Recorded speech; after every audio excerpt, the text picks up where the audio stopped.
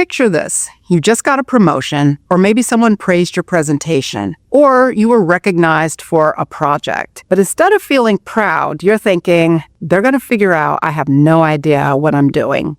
Or you say, I just got lucky this time. If that sounds familiar, you're experiencing the imposter phenomenon. And it's not just in your head.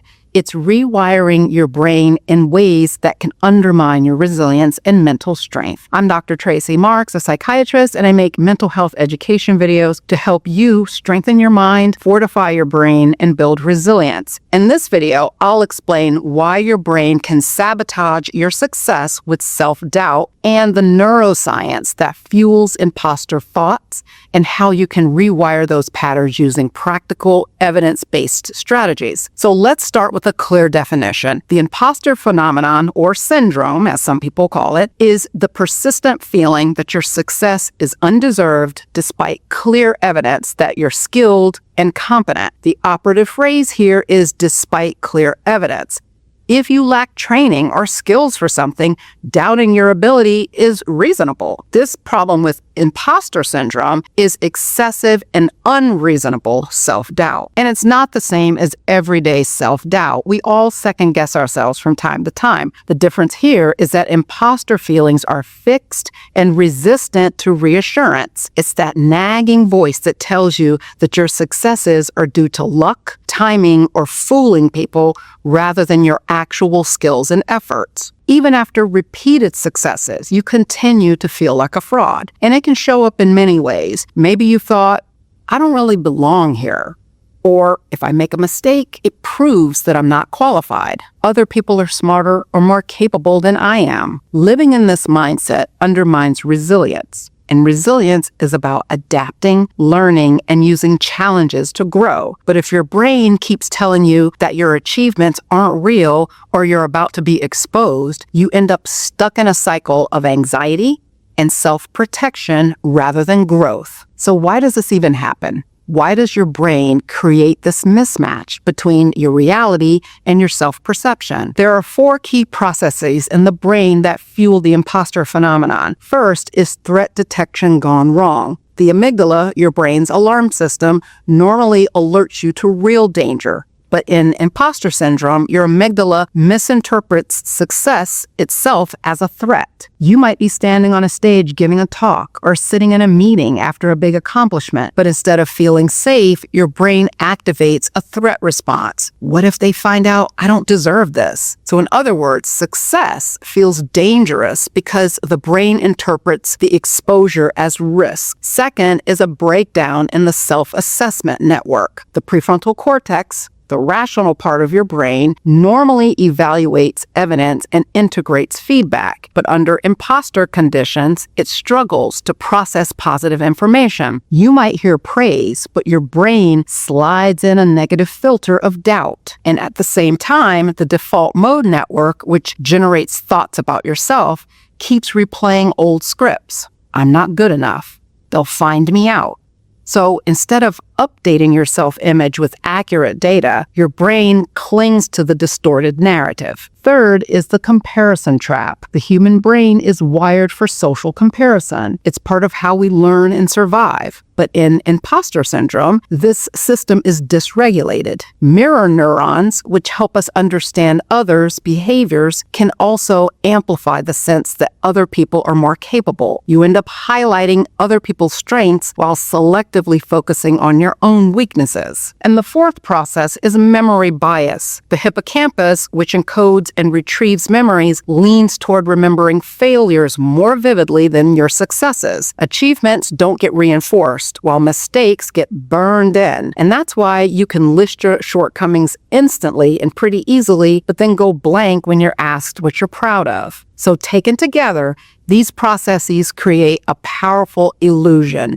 Your brain convinces you that you're a fraud even in the face of clear evidence to the contrary. And this brings us to what some call the performance paradox.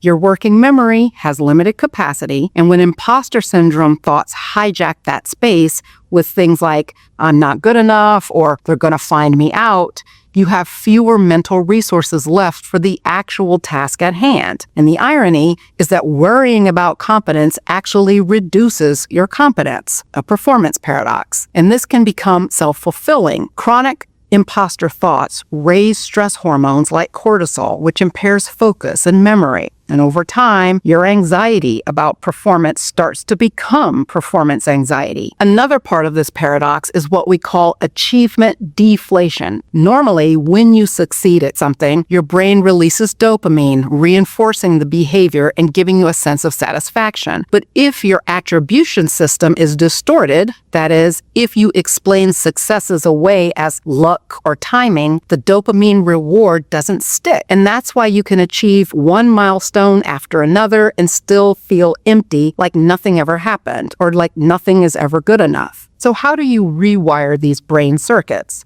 Here are 3 powerful tools. First is the evidence audit. This is about training your prefrontal cortex to evaluate reality objectively instead of letting the amygdala or memory bias dictate the story. The process is simple. Write down your wins, achievements, and positive feedback, and keep them in a dedicated file or a journal, or even on the Notes app on your phone. Review them regularly, especially before high-stakes situations. The act of writing isn't just a symbolic thing, it actually engages different brain pathways and strengthens memory encoding. We talked about memory encoding in the video on follow-through. If you didn't see it and you're someone who forgets a lot of things, I'll have it linked to this video. Over time, this memory encoding of wins makes the achievements more retrievable. The second tool is attribution retraining. Attribution is about where you place the cause of an outcome. People stuck in imposter thoughts often externalize success.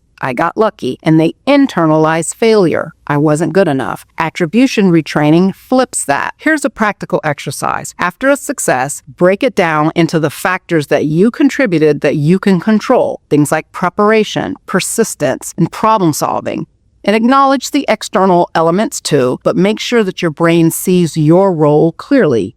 You're retraining your brain to give credit where it's due. The third tool is competence cataloging, and this goes beyond listing achievements. You're building a database of your skills, your experiences, and areas for growth. For example, you might create a competence catalog where you record new things that you've learned, feedback that you've integrated, or obstacles that you've overcome. The key is to review it regularly. When you recall those entries before a stressful event, you're activating neural pathways tied to competence and confidence. It's like priming your brain with evidence of your capability before it can spiral into self-doubt. Together, these 3 strategies, evidence auditing, attribution retraining, and competence cataloging, help shift the brain from reactive doubt to resilient confidence. Now, how do you make this work in real life?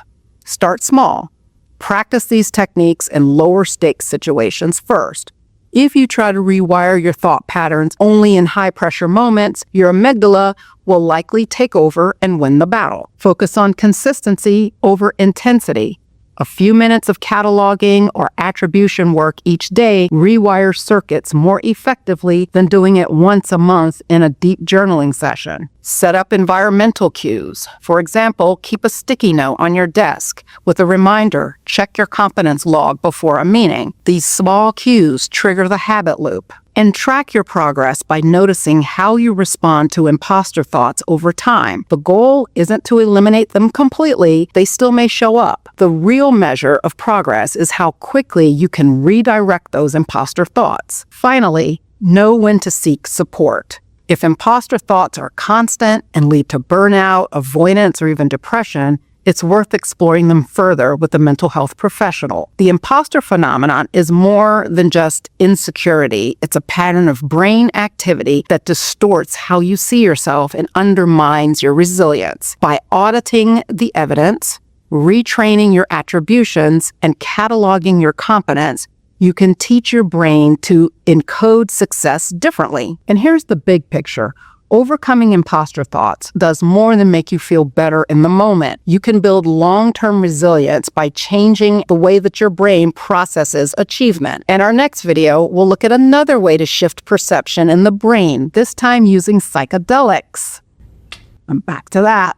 New research on psilocybin is showing surprising effects on self-concept and emotional processing. We'll explore what that means for mental health and resilience. If you found today's video helpful, I encourage you to choose one strategy: evidence audit, attribution retraining, or confidence cataloging, and practice it this week. And make sure you subscribe and turn on notifications so you don't miss any future videos. Thanks for watching today. See you next time.